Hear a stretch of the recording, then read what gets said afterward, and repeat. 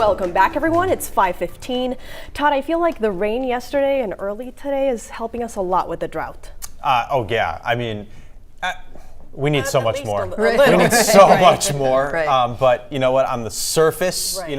and you could play with that word in many different ways. Right. But the surface is getting it, and I think we'll notice the grass start to green up a little bit in spots. Mine won't. It's dead as a doornail. Well, I was going to not say coming back, maybe at but least yellow. Yeah, I Mine's mean, so brown right now. But we still have more rain coming. There's a little bit, yeah. I mean, we could use a few more of these type of storms That to is really, put a dent in things, because it's been really bad this year. But, Jonesboro, Greenville, Bangor, 2 inches of rain, that's about a half a month's worth of rain in just 24 hours. So that's pretty good. These areas, however, weren't the ones that were really, really parched. It's like Lewiston, it's Portland, it's Sanford that are running close to 10 inches deficit for the season.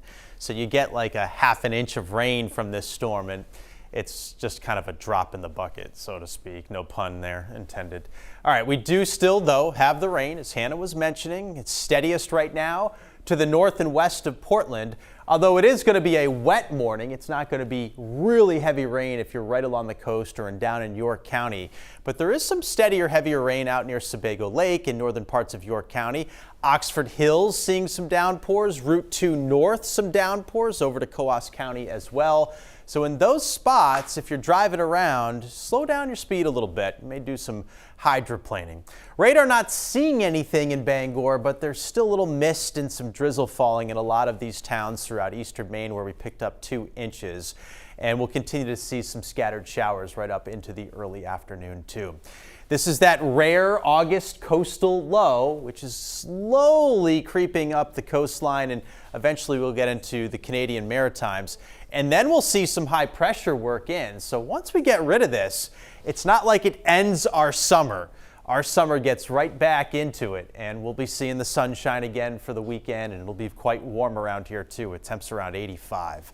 A wet morning though, rainy or misty. Drive slower in some of those downpours. During the middle of the day, it's going to remain cloudy and kind of damp and cool with temps only in the 60s.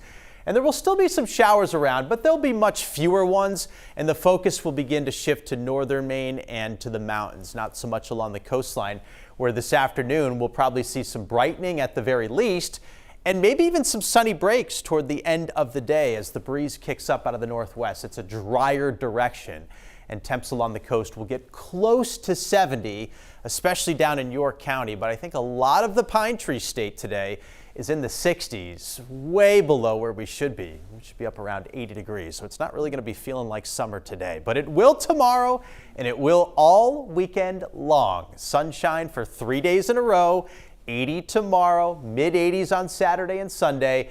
And early next week, that real muggy stuff returns Monday and Tuesday. And with a front in the vicinity and maybe another low forming to our south, we'll likely see our rain chances again next week, Tuesday into Wednesday. But the weekend's looking fab. Small crafts are up. It's real choppy out there. I would think that the beaches get a lot of seaweed on them from this offshore storm. I think we're going to have to do a little cleanup before we get to some beach weather this weekend.